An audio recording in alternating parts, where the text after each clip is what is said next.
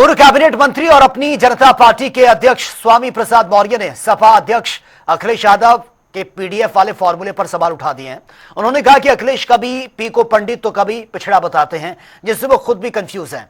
मौर्य ने साल 2027 की लड़ाई में बीजेपी के खिलाफ मजबूती से खड़े लोगों का समर्थन करने की बात कही है और क्या कुछ उन्होंने कहा, एक बार देख भी लेते हैं। उत्तर प्रदेश राजनीति के कद्दावर नेता स्वामी प्रसाद मौर्य लगातार समाज को जागृत करने के लिए रैली निकाल रहे हैं। संविधान सम्मान जनहित हुंकार यात्रा अब चौथे चरण में है। फिलहाल कल या अमेठी से निकलेगी और अपनी यात्रा को पूरे करते हुए बहराइच पहुंचेगी। स्वामी प्रसाद मौर्य जी हमारे साथ हैं। सर, जिस तरह से लड़ाई लड़ रहे हैं आप लोग समाज की, और जिसमें देखा गया कि जो जनगणना की बात आई, जाति जनगणना की, एक बड़ा मुद्दा था, कहीं ना कहीं सरकार ने मान लिया है, बड़ी उपलब्धि मानते हैं। अभी और क्या ऐसे बड़े मुद्दे हैं जिनको लेकर अभी जन संविधान सम्मान यात्रा में आप लोगों को समझा रहे हैं? देखिए, हमारा जो सामाजिक परिवर्तन के महानायक मानव कालश्याम जी के जन्म 15 मार्च से संविधान सम्मान जनहित हुंकार यात्रा निकाली गई थी, उसके चौथे चरण की यात्रा का शुभारंभ कल पुनः हो रहा है। जो अमेठी के जगदीशपुर से शुरू होकर के सुल्तानपुर, अंबेडकर नगर, अयोध्या, उसके बाद गोंडा, बलरामपुर, श्रावस्ती और बहराइच होकर के 23 को चौथे चरण की यात्रा खत्म होगी। हमारी जो पहले मांगे थी आज भी यथावत है, जिसमें से एक मांग केंद्र सरकार ने अभी स्वीकारी है जातिवार गणना कराने की, लेकिन अभी भी ये मेरी मांग में शामिल रहेगा, क्योंकि अभी उन्होंने केवल घोषणा किया है। बिहार का चुनावी दांव भी हो सकता है, और अगर सही नियत से उन्होंने किया है तो जातिवार गणना जब प्रारंभ होगी तब ये हमारे एजेंडे से हटेगी।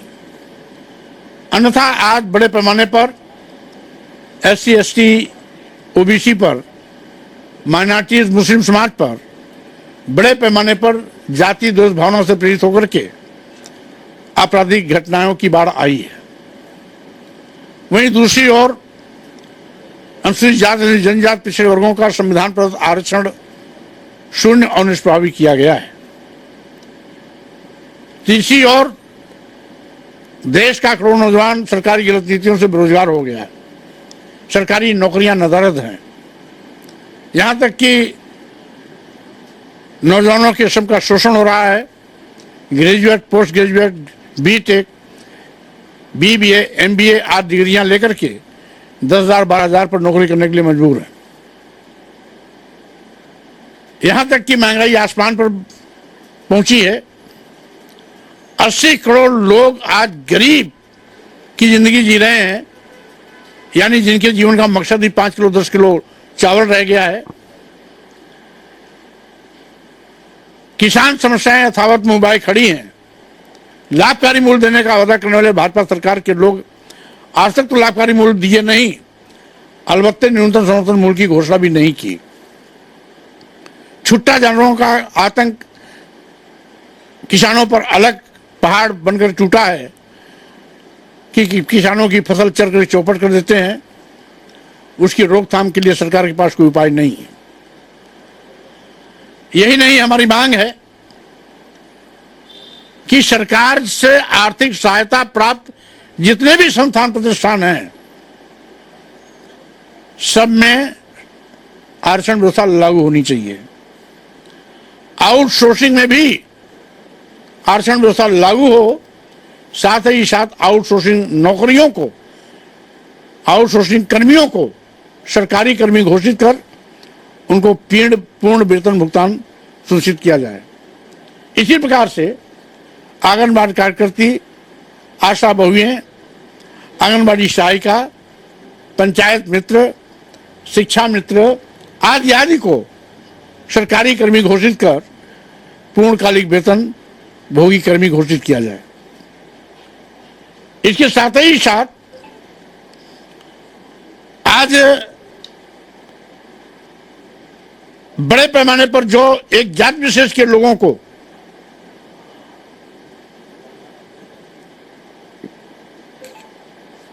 बढ़ावा दिया जा रहा है, करणी सेना के नाम पर मुख्यमंत्री की मौजूदगी में बल्लम, बरछी, भाला, फरसा, बंदूकें लहराकर जिस तरीके से कानून की धज्जियां उड़ाई जा रही हैं, वाकई में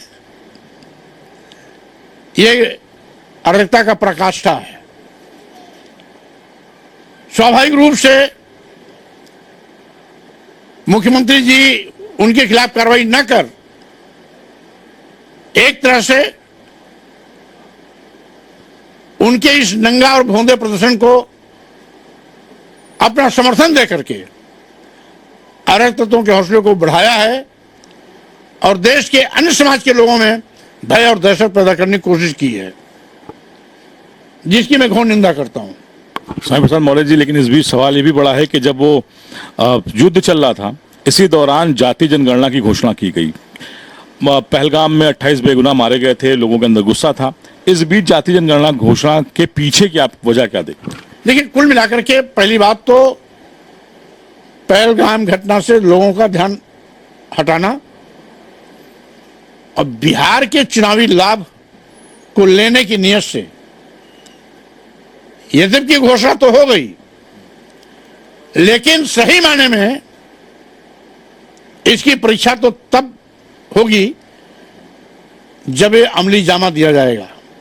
अभी एक मूवी आई है फूले, जिसको लेकर बहुत चर्चा हुई। लखनऊ के कई सिनेमाघरों में वो फिल्म नहीं लगाई गई, इसलिए क्योंकि कंट्रोवर्सी थी, सरकार की तरफ से कई रोकें भी लगाई गई। लेकिन इस फूले मूवी को लेकर कल राहुल गांधी बिहार में उस मूवी को देखने गए थे और उन्होंने कहा है कि सभी लोगों को इस तरह की फिल्म देखनी चाहिए और सामाजिक न्याय की इस लड़ाई को और अपने जो पुरखे हैं, जो लोग हैं जिन्होंने लड़ाई को लड़ा है, उनके बारे में जानना चाहिए। जब कश्मीर फाइल्स या केरल फाइल्स जैसी फिल्में आती हैं तो उनको टैक्स फ्री किया जाता है। फूले फिल्म को लेकर आपका क्या मानना है और क्या आप इस मूवी को देखेंगे?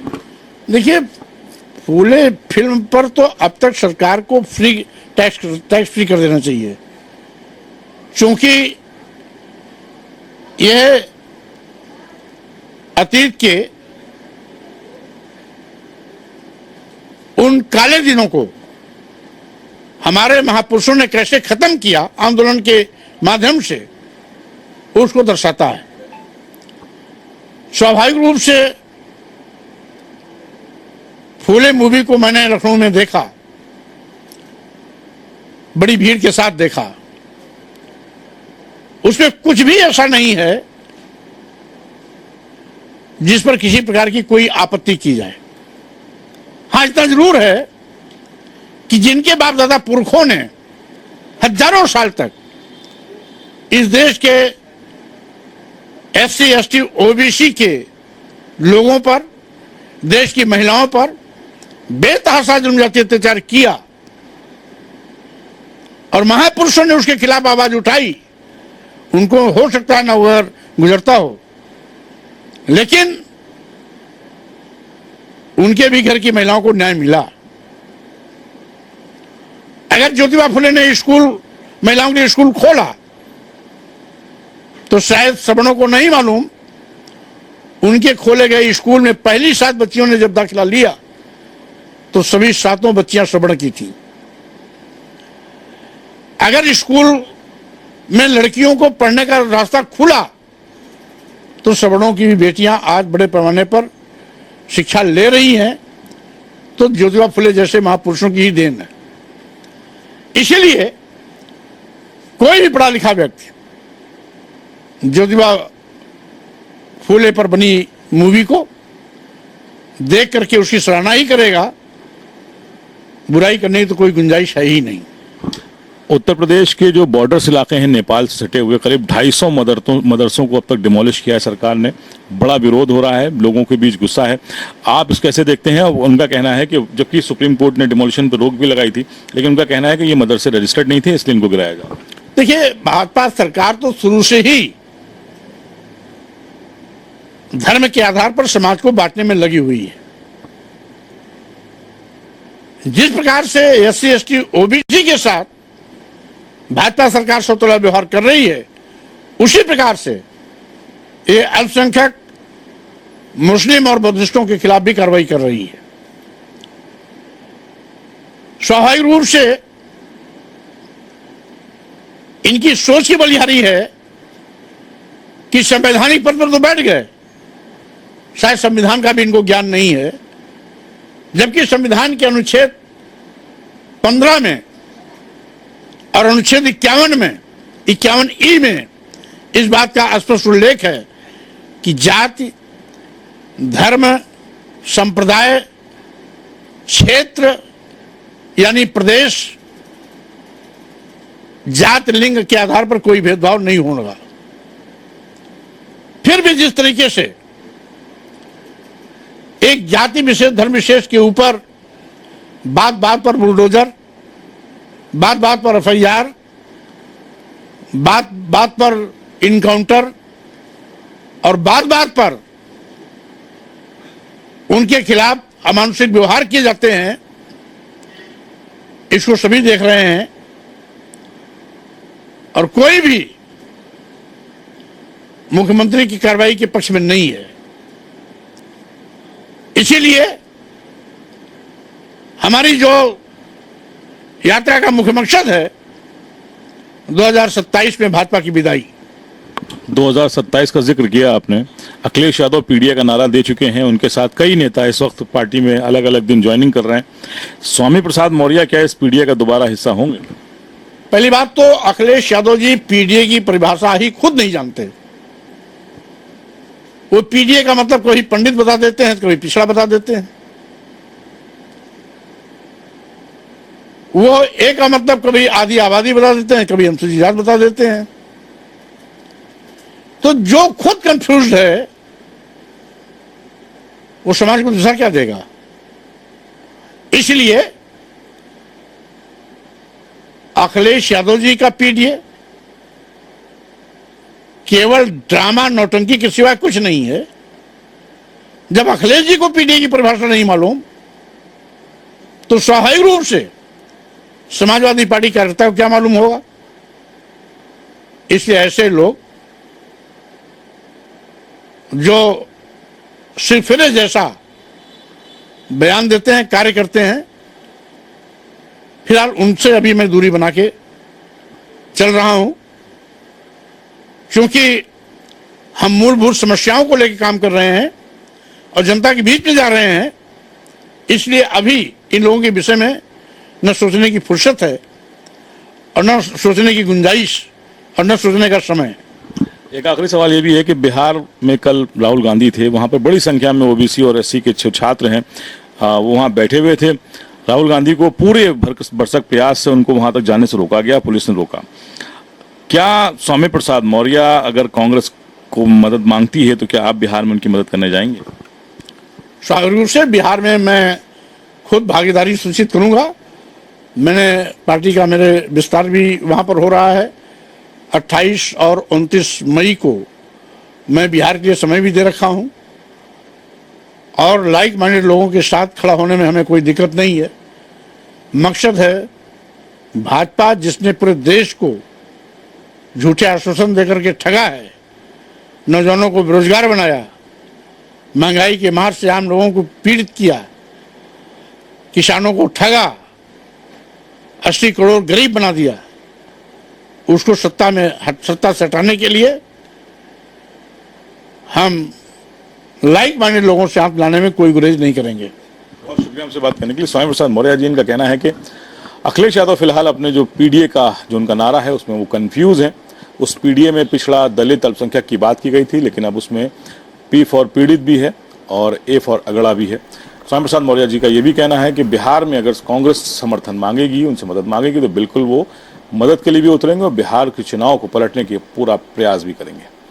कैमरा पर्सन आशीष के साथ नौखुद जनता टीवी लखनऊ।